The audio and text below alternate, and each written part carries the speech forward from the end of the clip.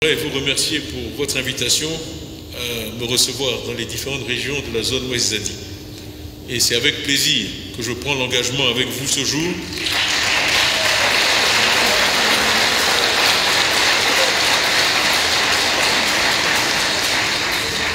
et la zone Ouest sera la première zone à inscrire dans le programme des tournées que nous allons entreprendre dans le cadre des activités du parti.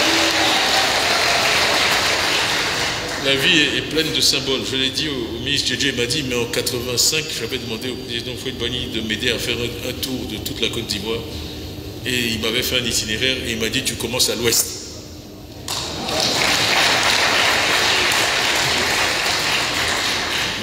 Et je n'ai jamais oublié ce voyage.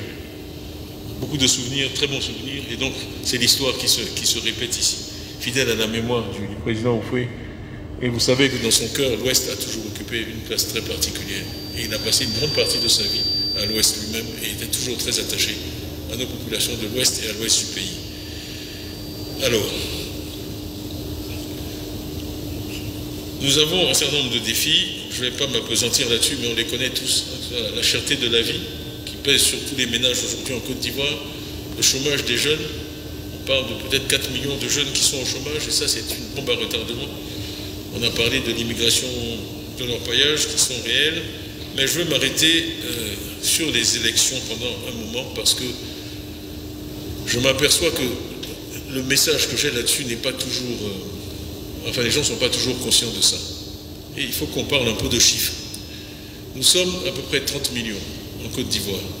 Selon les chiffres de la CEI, il y a 8 millions d'Ivoiriens sur les listes électorales aujourd'hui. 8 millions, ça fait à peu près 28-29%. Le Ghana voisin a 32 millions d'habitants et 17 millions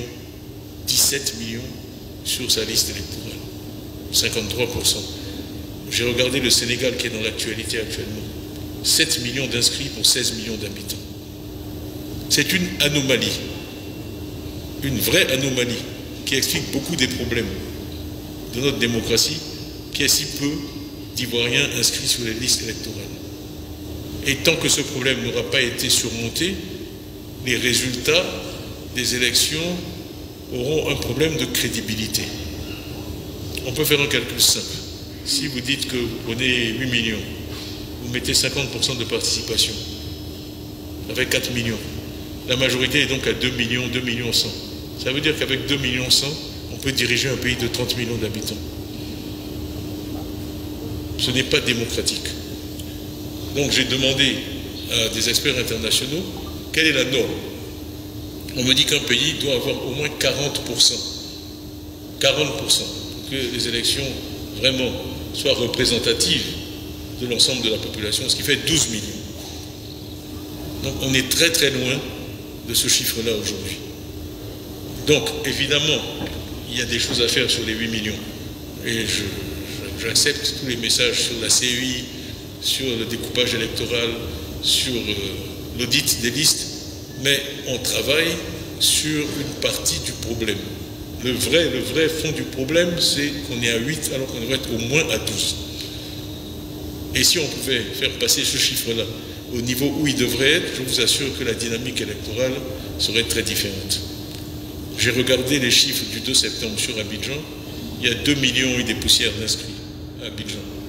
Il y a eu 550 000 votants, 25%. Le RHDP a eu 270 000 voix à peu près, le PDCI 120 000, 150 000. Dans tous les cas, c'est une fraction des 2 millions. Et même les 2 millions ne sont pas suffisants. Donc il y a vraiment un problème. Et quand je dis que la clé se trouve à l'ouest, c'est parce que j'ai regardé aussi les résultats du recensement. Moi j'avais fait celui de 98, j'ai regardé celui de 2021. Et si on élargit un peu la zone Zadi, allons jusqu'aux montagnes. Ces jours-ci, j'ai beaucoup d'audience, je demande souvent à mes interlocuteurs quel est le district, si on élimine Abidjan, quel est le district le plus peuplé de Côte d'Ivoire? Les réponses varient. Je veux dire, les chiffres sont ceux qu'ils sont. C'est 3 millions, les montagnes. 3 millions. Suivi par le Haut-Sassandra, Marawi, 2,7 millions, le Bas-Sassandra, 2,7 millions, et le Godjibois, 2,1 millions. Ça, c'est il y a 2021. Si vous faites l'addition, ça fait 10 500 000, ça fait 11 millions. 11 millions. Je parlais récemment avec un représentant de la NAWA, là-bas il y a 17% de la population inscrite sur les listes. Si vous regardez le niveau qu'il faudrait pour arriver à 40%, il faut 300 ou 400 000 nouveaux inscrits sur les listes électorales. Et ça, vraiment, c'est un combat que je veux proposer aux partis comme priorité absolue dans le cadre des élections de 2025. Ça doit être la priorité numéro 1. La priorité numéro 1, parce que la clé de la victoire se trouve dans ce réservoir de voix que nous n'avons pas mobilisé jusqu'ici. Et si vous suivez les mouvements migratoires dans le pays, on peut faire l'hypothèse qu'une grande partie de ces voix viendrait chez nous.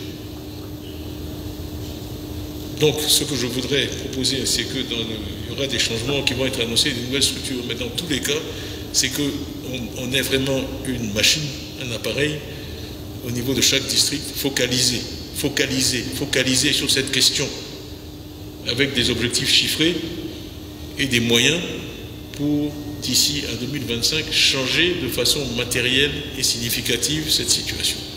Je suis fermement convaincu que sans ça, là, ce sera très difficile en 2025. Donc je compte vraiment sur vous, parce que, et c'est pour ça que je me réjouis que la première réunion soit avec vous, parce que quand vous regardez les chiffres, cette question-là se pose essentiellement et avant tout à l'Ouest. Voilà, c'est vraiment l'essentiel du message que j'ai, après avoir écouté les uns et les autres, après avoir eu beaucoup de rencontres. Vraiment, c'est la conclusion à laquelle j'arrive aujourd'hui dans l'analyse. On peut se battre sur les 8 millions. La réalité, c'est que les 8 millions ont été... Comment dire ça? Je cherche un mot. Non, bah, je ne vais pas aller aussi loin. En tout cas, il nous sera très difficile de l'emporter sur la base de ces 8 millions tels qu'ils sont aujourd'hui. Et c'est un sujet sur lequel moi je suis engagé, et on peut mobiliser la communauté internationale, parce que quand j'explique qu'au lieu de se concentrer sur les 8 millions, il faut regarder et comparer à d'autres pays, nous sommes un point aberrant, avec 28-29% de la population sur les listes électorales. Ça, personne ne peut le contester. Donc l'argument qui consiste à dire, écoutez, si vous voulez que les résultats des élections soient acceptés par le corps social dans son ensemble, il est primordial que le corps électoral soit suffisamment représentatif du corps social. Ça, c'est un raisonnement que tout le monde peut comprendre. Et donc, mon argument, c'est de dire que la communauté internationale doit supporter cet effort. Ce n'est pas une question PDCI, c'est une question de la santé de la démocratie en Côte d'Ivoire. Et on voit suffisamment dans d'autres pays les difficultés qui apparaissent quand ces problèmes ne sont pas bien gérés. Je ne vais pas citer le Sénégal que nous voyons tous, mais il faut anticiper.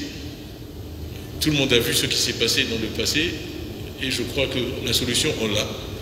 Mais il faut des moyens significatifs, et c'est une tâche à laquelle je m'attelle, avoir les moyens significatifs pour permettre à nos parents d'avoir d'abord l'état civil. On sait tous, une fois qu'ils ont l'état civil, s'assurer qu'ils sont effectivement inscrits sur les listes, et ensuite s'assurer qu'ils votent. Donc, cette histoire de caravanes qui vont partir, c'est aussi toujours dans le même esprit, de s'assurer qu'on fait cet effort, on est concentré là-dessus. Et moi, d'ici à 2025, je dirais c'est la seule chose qui m'intéresse. Parce que, comme on l'a dit, je suis venu ici, c'est pour remporter la victoire pour le PDCI, et la victoire, elle est à ce prix. Tout le reste, c'est des distractions par rapport à ça.